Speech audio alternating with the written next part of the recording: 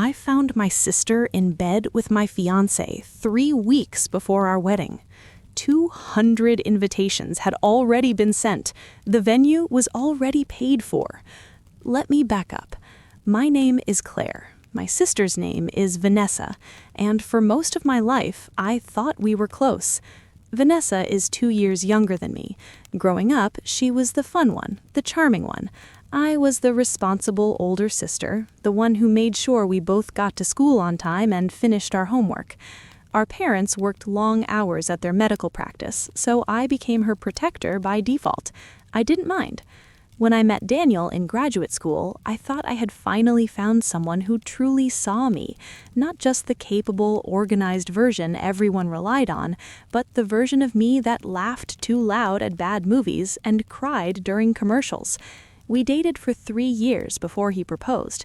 Vanessa loved him too, or at least that's what I thought. She joined us for dinners, game nights, weekend trips. Daniel used to joke that he was getting 2 sisters for the price of 1. That was my first mistake. I didn't notice how she leaned a little too close when she talked to him. I didn't question how often she texted him directly instead of going through me. I thought it was sweet that they got along. 6 months before the wedding, something shifted. Vanessa started offering to help with everything, planning meetings, vendor calls, dress fittings. At first, I was grateful. Planning a wedding while finishing my PhD was exhausting. But then she started showing up to appointments I hadn't invited her to.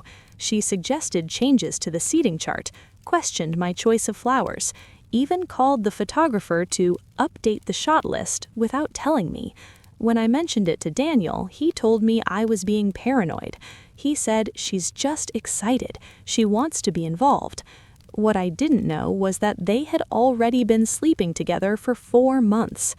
I found out by accident. I came home early from a conference presentation that got rescheduled. Daniel's car was in the driveway. So was Vanessa's. I remember thinking it was strange, but not alarming. I actually wondered if they were planning some kind of surprise for me. I walked into my own bedroom and found them. Vanessa didn't even look sorry. She just stared at me calmly, like she'd been expecting this moment, like she'd rehearsed it. Daniel scrambled to explain. He said it just happened, that they didn't mean for it to go this far, that he loved me, but something about Vanessa just made sense. I didn't cry. Not then. I told them both to get out. 2 days later, Vanessa called. She said she wanted to explain, that she'd been in love with Daniel since the day she met him, that I had always gotten everything first, the better grades, the scholarships, the career. This was my turn. That's when everything changed. I stopped answering her calls.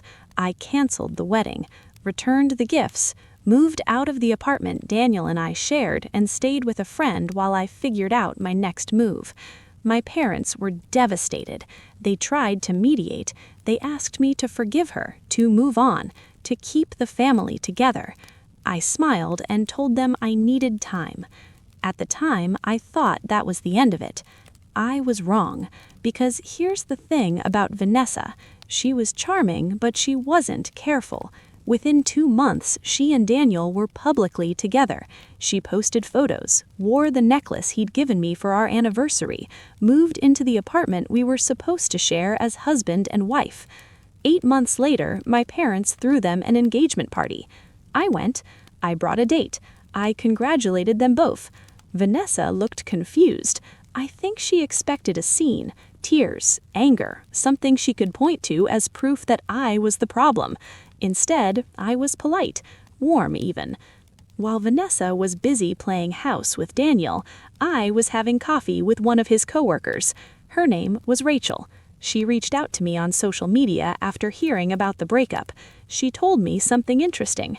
Daniel had been cheating on me long before Vanessa, with at least 2 other women at his firm. Vanessa wasn't special. She was just available. Rachel said she felt guilty for not telling me sooner. She thought I deserved the truth, and she thought Vanessa deserved it too. I thanked her, and I waited. Vanessa and Daniel got married 10 months after my wedding was supposed to happen. Small ceremony, just family. I wasn't invited. 3 weeks after their honeymoon, I sent Vanessa a package. No note, no return address. Inside was a USB drive.